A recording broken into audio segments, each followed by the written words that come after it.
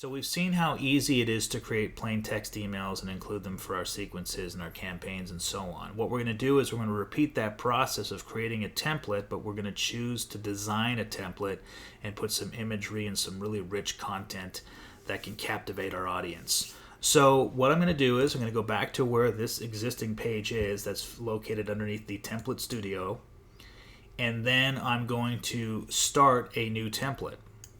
So when I click on the new template, I'm going to go over here to design an HTML email. When I click on this here, what's going to happen is that you see that I have the exact same screen, which the same properties that were described in the earlier video. But I also have a new button over here called Edit Design, and this is where I'm going to go ahead and click this and design my email template. Okay, so this is very straightforward, but at the same time I want to make sure that I can give you a good starting point as to what you can be doing, how to acclimate yourself to the page, and really take advantage of some of the capabilities that you see here.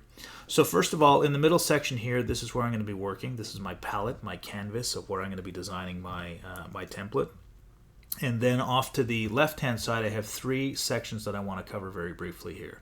So the blocks are ultimately going to allow me to either add or drag and drop blocks over onto my palette. So I'd like to start with this one. I'll click Add. And then I'll do this one over here, and I'll actually drag and drop it. Okay? So as I do that, I've just built two sections here very, very easily. Now the content, this area over here allows me to control some of the content that I have in each one of these areas. So as I click on the section, you can see that my options are changing and work in accordance to the content that's already there. Okay? So for instance, some of the things I can do is I can turn off the title, so just have some text.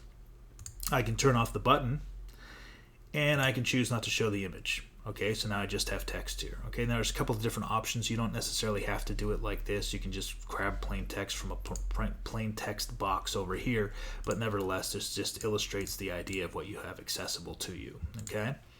All right, you can also add links. So if you have images over here, you can actually put links. So if somebody clicks on the link, they actually go to a specific URL. You can do that with the buttons as well. So you can see the button has a link as well down here. And then the same with these ones. Each one of these images can have their own links, and they can have their own buttons that take you to certain options. Okay, so it's a great way to keep your audience engaged and sort of track with what's happening, where they're going and what they're clicking on, so you can see what's of interest to them and what may not be of interest to them. All right, so the third area over here is going to be the style, and this helps me stylize what I want this all to look like. Okay, so a couple of notes about this is that now that I have two sections, you can see that I can change the style for the background and so on. I can say white, and it changes to everything. Up here where I see the three blocks, that represents multiple sections. Okay, so when I make a change here, it'll change for all sections. If I just want it to change for this section, I click the box, and now I can choose this, and it'll just change for this particular element. Okay, it won't change the ones down below it and so on. All right, I click this, bring it back to where it was, and do this. A couple things you can do. The same thing applies for the fonts. So if you want to make global changes to your fonts, basically all the titles will now be orange. All the paragraphs will now have this size font. Okay, so all of these are global. But again, if you just want to make it for one specific area, you can go back here and make this one just be red by itself. Okay, so you have a couple of options there. If you don't like anything you're doing, you can always click undo, and it takes you back to where you were. Okay, so I'll just do that and bring it back to this. All right, so you have a couple of those options there. One last thing to note, that underneath the content, this is turned off. If you turn it on, show pre-header, basically it puts the unsubscribe at the top in the view in your browser. Okay, I recommend that we keep this off so you don't have the first thing that somebody sees is unsubscribe. Some sites do it like that. The unsubscribe will be branded at the bottom of every single one of your links. Okay, so people have the option to get out if they're not happy. All right, so this is talking about the content where I have this information across the top. If I want, I can also put in my social media footer down below. And when I do that, I can put in my address, and I can put in my Facebook page. So if I want to click on these down here for the content, again, I have content and style. I can put in my Facebook link, my Twitter link, my Google Plus link, the link to my website, YouTube channel, and so on and so forth. Those are not turned on, but you can see what they look like if they are. Okay, so again, too much begins to wrap in other rows. I think that'll sort of overwhelm people, but you have access to the certain ones that are most important to you. Okay, so I'll do that like that. I'll just leave it there. and then we're going to go ahead and save this. Okay. All right, so another very important thing is that now as it relates to adding images, we have a couple of options available to us, okay? So as it relates to images themselves, I can either upload an image by choosing from my hard drive, or I can click on the box and then choose from my image gallery. And this is the most recent ones I've worked with. This is also going to be the gallery that I have access to. This is my library of images that I've worked with previously, so I can repurpose some of those. It's great if you're putting in your logo, of course, things like that. So in this case, all I have to do is just click, and it's going to add this image over here. So a couple of things to note about these sections, especially as I have more than one. I can reposition them, okay, by just doing up and down, or if I want, I can use the drag and drop and then just do something like that. Okay, so I can just drag this section up here and then do the same thing if I want. I'm just going to put it back down there like that. Okay, the next thing I can do is, rather than add these again, if I put some text in here, I can duplicate this. So now I have a second section down below that looks similar to this. Okay, so I can do that. If I don't like what I've just done, I can also just delete it, get rid of it like that. Okay, so that's my gallery at the top as well. The other thing I can also do, which is a view that I always like to have open at any given moment, is the device view. So over here you can see that I have the desktop view, I have the tablet view, and then the mobile view, which is the default for the device view. So this allows me to see what this is going to look like on a desktop, as well as in real time what this is going to look like when somebody reads this message on their phone. Okay, so you have access to that. All right, a couple of other things you can do here with related to the actual images. You can delete the image that you don't want, so you can get rid of that. You can replace it with another one if you want, so just do the same thing, like something like this. Put that in there. And then what you can also do, you can make some enhancements, so you can edit this if you want. Okay, so you can make some changes here. You can crop. I'm not going to go through all of these. You can experiment with them as you'd like. But you can go in here, just change some things and so on, and do these sorts of things, and it'll help you make some quick edits on the fly with respect to that particular image. Okay, so you can close that. Don't want to save anything, you're good to go. Now down below, with respect to the actual text that you have available to here, you have text editing tools. Okay, so you can change the copy or the color of the text doing it here as well. You can make things bold, change the fonts, do something like that if you'd like. Then you can also take advantage of, let me just put this back here.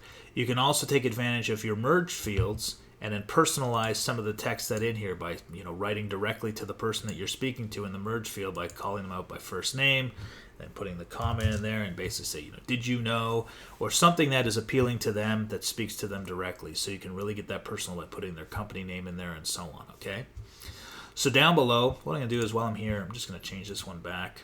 I like this one better. You can see how easy it is to flip back and forth between images. Then down below, what I'm going to do is that I've got one here that I think I'm going to choose. You know what? I'll upload these ones. Why don't we do that? I'll upload these ones over here. So I'm going to click on the upload. I'll choose this one here. And you can see how quick this is. This is a very fast process for adding these images. It looks really, really nice.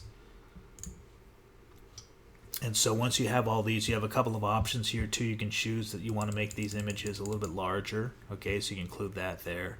And then of course you can see off to the side how this is all coming together and looking within your actual account. Okay, so the next thing you're going to want to do once you're done is click Save. And then you're going to want to test. Okay, you're going to want to see what this looks like, and you'll do multiple tests. And what I encourage to folks is that not just test with yourself to see how it looks. Test it on multiple devices, of course, okay, on your iPhones, your Androids, see how that's coming through. Test it in a couple of different email programs if you can, just see how that's coming through. But also get other eyes on it. Some people may have some opinions, they may read the message, interpret it different than it was intended to be sent. Make sure that you get people's perspective on your email campaigns, because those are the eyes of your customers. Okay, people that weren't involved in creating these will be the ones who are reading them for the first time, just like your customers and contacts will be. So I'm going to go over here and click Test. I'm going to use a test email address.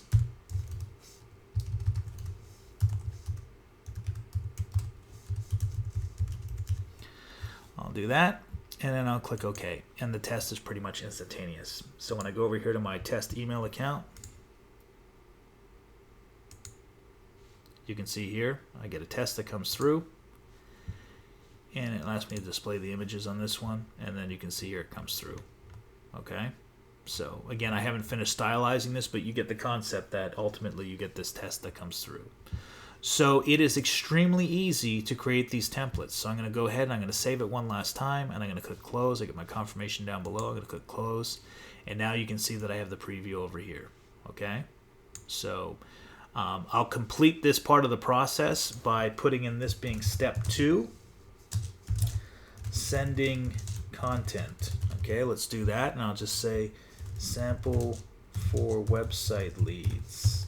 Okay, so this is something that website leads will be getting from us, and of course I wanted to include that in the website leads part of this. I'm going to go subject case study. Let's do something like this, and then what I'll do here is I'll choose to have it come from Kip Dynamite again.